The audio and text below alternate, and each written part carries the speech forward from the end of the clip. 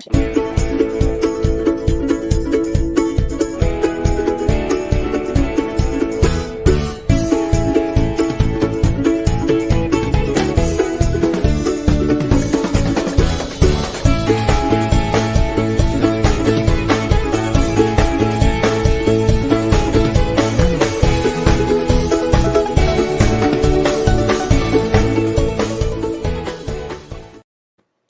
afternoon, ladies and gentlemen. Welcome to Lifestyle with Dr. Moby. I'm Dr. Moby, and today we have great guest Destiny Washington with us. She's a podcaster and with a lot of interest in business development. And let's welcome her. How are you doing, Destiny? I'm doing well, Dr. Moby. How are you doing? Good, good. And I see in the back you're practicing your basketball. Yeah. I was actually in a program with the Atlanta Hawks, and they sent us some hoops. So it's something to do in my free time. Yeah. Okay, very nice, very nice. Okay, so tell me a little bit about your podcast. I know you do on the business development as well as sports, right? Yeah. So my podcast is centered around providing young professionals with an outlet to develop professionally and personally. One thing I feel as though is that young people are kind of looked over. I'm sure that many older people can look back Mm. on their experiences when they first got out of college and it was hard for them to find a job. A lot of people are realizing that it's more than just uh, sitting in class, right? Your education is more than the classroom. There's a lot of steps that you have to follow. And so I just kind of feel as though that young people are swept under the rug and that these issues of employment and developing yourself personally, like a lot of professional communications aren't tailored to young people. So I felt like developing a platform for young people to learn from somebody that's in the same boat as them could be beneficial. Oh, very nice. I mean, amazing work you're doing.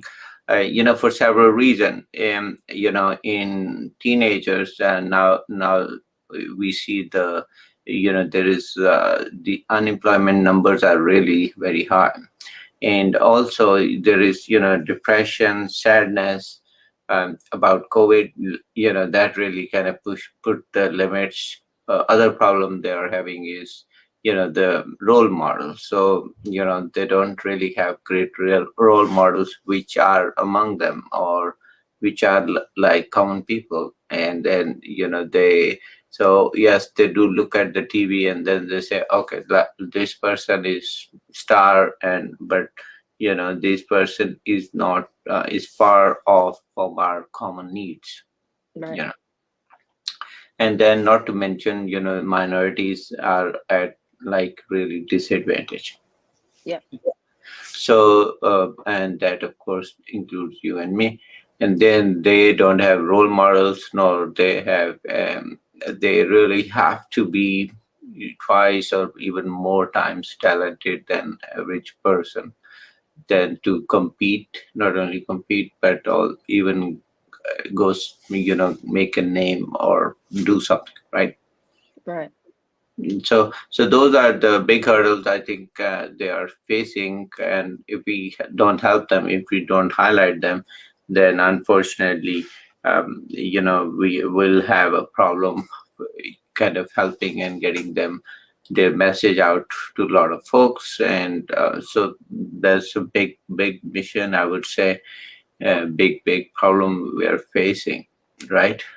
Yeah, I agree 100%. And I just really feel like in order for this issue to be resolved, there has to be more platforms like this. Like more people have to start speaking out. And I mean, I think that, diversity and equity and inclusion is now becoming a thing, but a lot of companies are just pushing it out for the aesthetic. It's like they have initiatives, but they're not actually working to fulfill them. So young people really have to do a good job of finding the right companies and spaces to help them grow professionally, especially if they want to develop a career of some sort. Okay, great. And so tell me two things. So one is, of course, about sports, and we see a lot of, minorities are getting some into sports, and which is a great thing. I think physically they are stronger. You know, Hmm. and which is great, but we need to guide them and to make sure they get into sports activity and not non-sports activity, which is not good, because that would create more problems for their career and so forth. So sports or career, both are very good.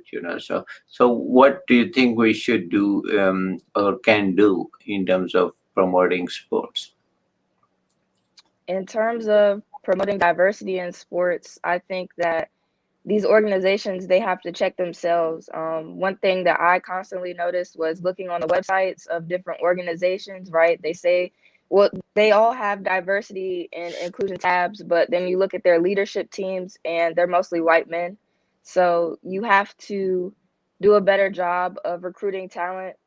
Mm. I had said in another interview that if you're going to go to a predominantly white school for a college fair and get the 10 emails of 10 kids there, you need to go to a predominantly black college or HBCU, and get 10 emails of kids there. It's not about, trying to give people a handout. People just want a chance. People want a fair chance. We want a fair chance. So I would just say opening yourself up more to, um, giving people a chance, for one, and secondly, it's little things like the requirements for jobs. It's like I've seen social media jobs, and they want 7, 8 years of experience, and that automatically disqualifies young people, for one. But um, for two, social media has been around for like 10 years. Like Twitter was started in like 2012, Instagram was like 2010, I believe. So for us to have 7 of 8 years of experience it's already knocking us out the park. So just analyzing little things like that, what you're doing internally, in order to fulfill these initiatives, because a lot of companies just aren't, and it's unfortunate. Mm.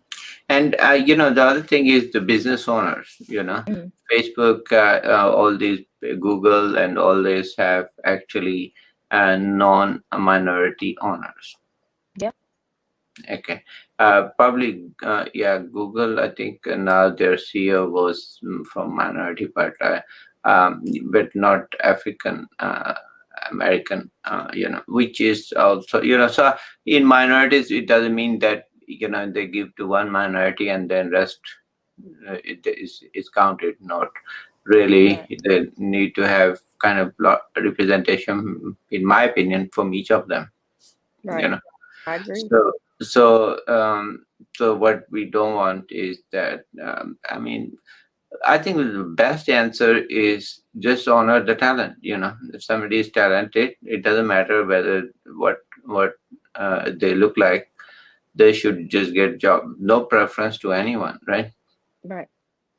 And that's where, yes, but they will still need to support some more, because over the years, I think all the higher hiring, managers or whatever, they are all one colors, and then they would not hire somebody who would look like me and you. Right. Right. So Hollywood is prime example. Yeah. So I think before that, there was time where there were, the only all the awards will go, or all the recognition would go to one class, and because the selection was done by them, Yep. so pretty much. So Yeah. why would you look for somebody? So, so I think, yeah, I think to address that, but after it has kind of reached certain, then maybe they can go with and say, okay, now it's Yeah. all fun. But till that time, I think we need some kind of help, right?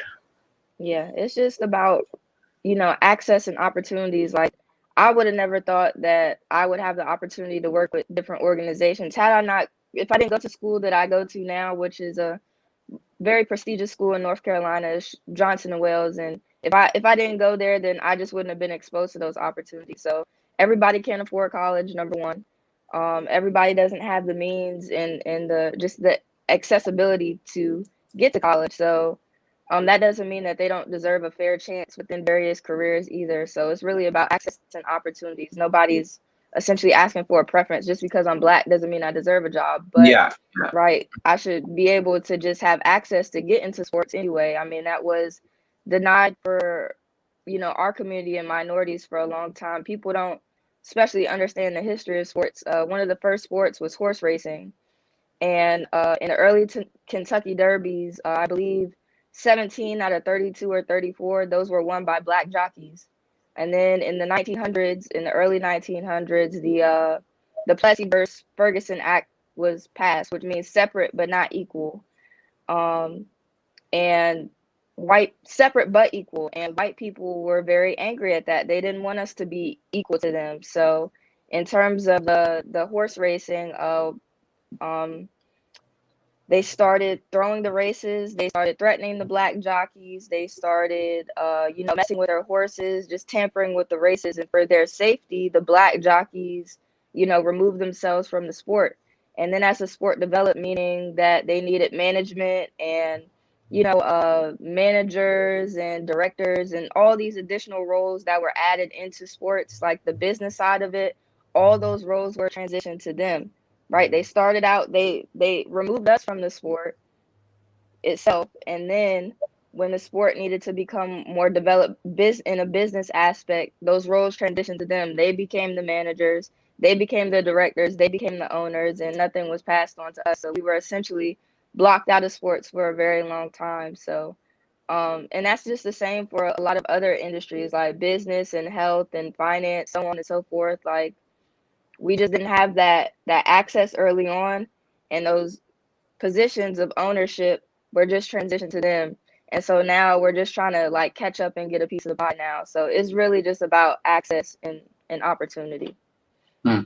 And the lack of that, or when you are talented and still can't find a job or can't get it, that creates a lot of problem with depression, with a lot of other issues, which and of course lack of money, so they are really struggling. And sad thing is they are capable and still not getting any, so those are same for a lot of black businesses, could be a small business and they are not getting support, or they are basically competing against very powerful media as well as powerful businesses, big businesses, and then they can't survive, you know Right.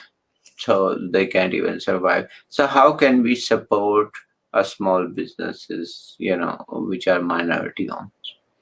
Yeah, I would definitely say that it first starts with your network. So I'm pretty sure that, you might have a black friend or acquaintance or somebody within your network that has a business, and just, putting yourself forward and asking yourself, like, asking them, what can I do to support you? It's not always about monetary. I think that's like a big misconception about support. I appreciate the people that like repost my podcast, or that give my podcast a listen, or that, even just like a post that I may make about the podcast. So it's not always about monetary, it's just about being essentially genuine. And the same way that you support and recommend your other services, you should do that for any other black business. I think that giving it a try first is the first step. I think that a lot of people have maybe preconceived notions about black businesses, but Mhm. they operate the same way as any other business, but you just have to be able to give them a chance. So it's really in your mind first. It's about having that openness. Yeah, and that is true. So we all, whenever we find that we should support, and I remember, I did actually my first movie was for a black director, and called me. I was just felt so honored, and um, that I never, in my mind, thought that he's just starting or anything. I said no, doesn't matter. We need to support each other, we need to help each other, because and it was very nice person, very Yeah. nice, very, yeah. So yes, I would definitely agree 100%. You need to be open and just go and reach out to them and just make them feel you're part of one family, and then everything will go next level, right? Yeah, I agree 100%. Okay, and that's where I think where a lot of misconceptions are there. So that's where a lot of ice will melt, and then a lot of things. Because ultimately, is if we don't support each other, then how can we even think of can talk all day in media, but if we on the ground level people are shy to even talk to, then that's not gonna go very far. So also tell me a little bit about I know in so one suggestion you had, which was great, that in the schools, board or the outreach program director or the team should have some more representation for minority, maybe a younger one, right? They should have that so people can relate to them better, right? Yeah, yeah, and and they can have more than one, so they can have like a team coach or maybe team coordinator, like some kind of, I mean, could be even lesser position than the but has to be more visibility, right? right. So or selection when they're doing the selection. Now the other thing is about how can we make these better Olympic level or better teams for any sports. So what needs to be done, so so then these talented sportsmen, they are automatically channelized or supported.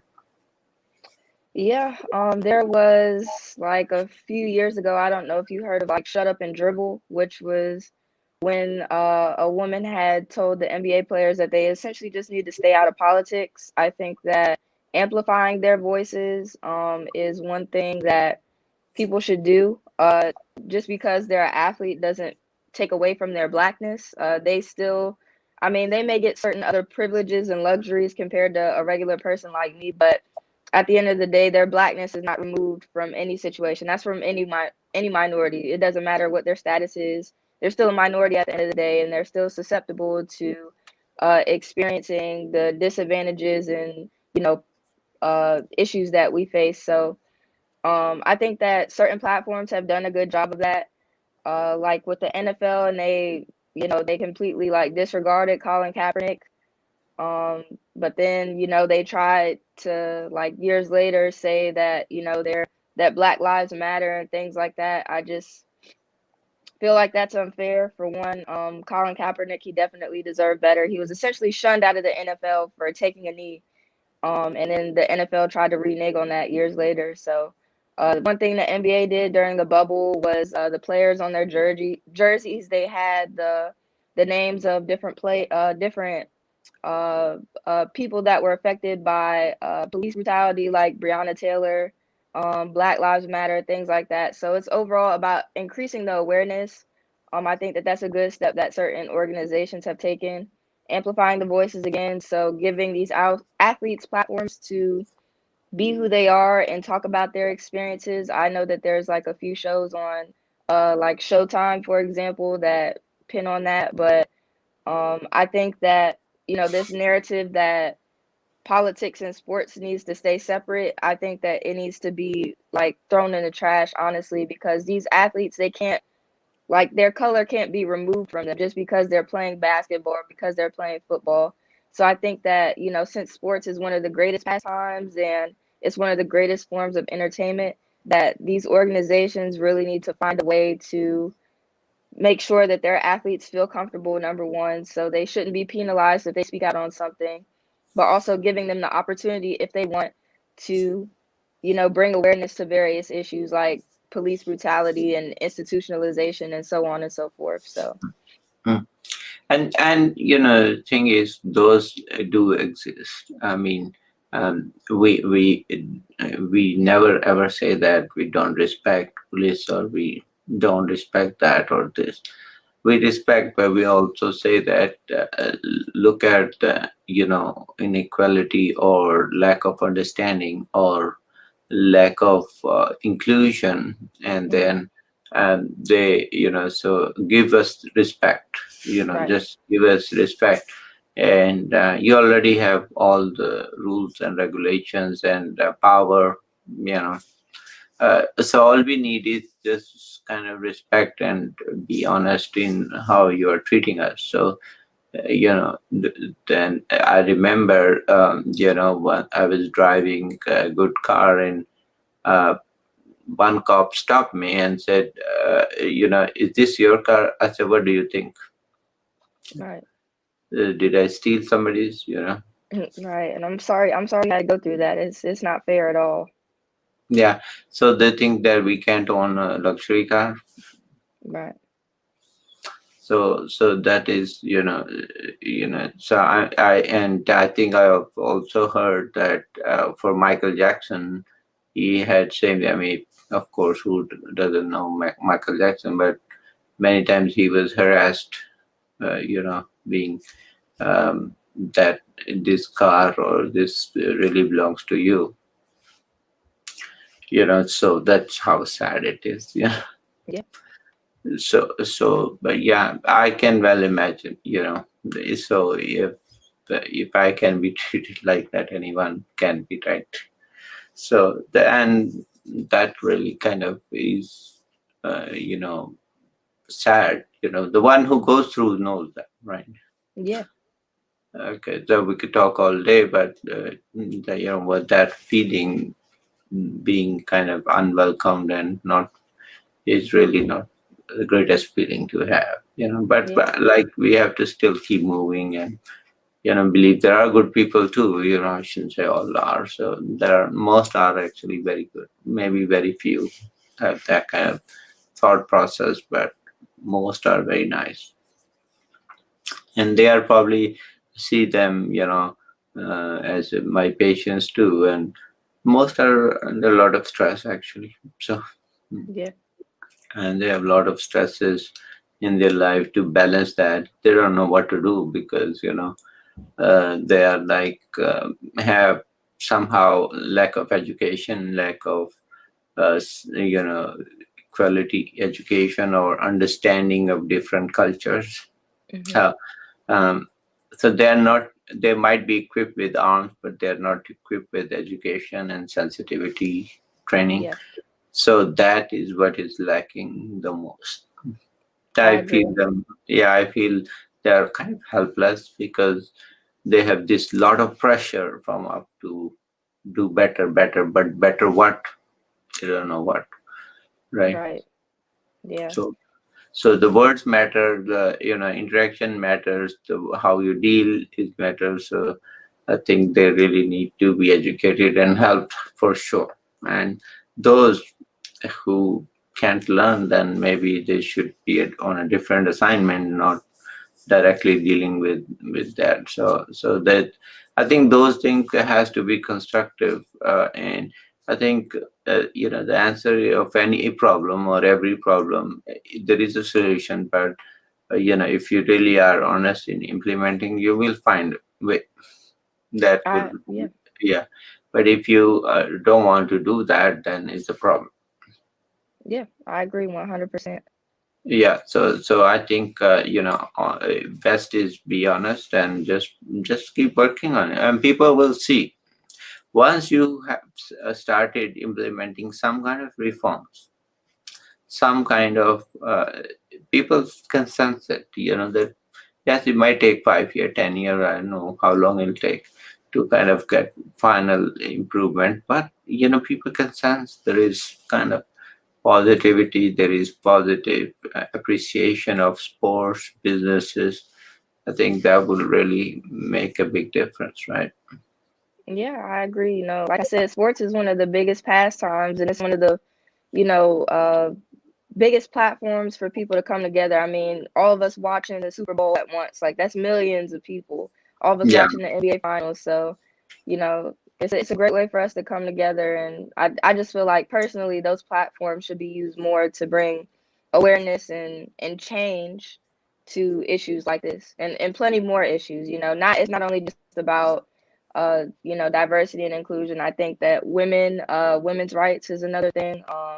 yeah, Yeah, and there's just so many more. There's so many more issues that we could talk about, but Yeah, no, female athletes, especially minority female athletes. I mean, we have women team NBA, right? But I mean, we have Simone Biles, but that was only one. And then there has to be a lot more, which can really do phenomenal job. You know. Right. So yeah, that is definitely. So I think for us, media, and for yourself, keep working what we are doing, and then hopefully someday this will be better. Right. Yeah, I agree. It'll be better one day. Okay. So where do you see yourself in 3 years, 5 years from?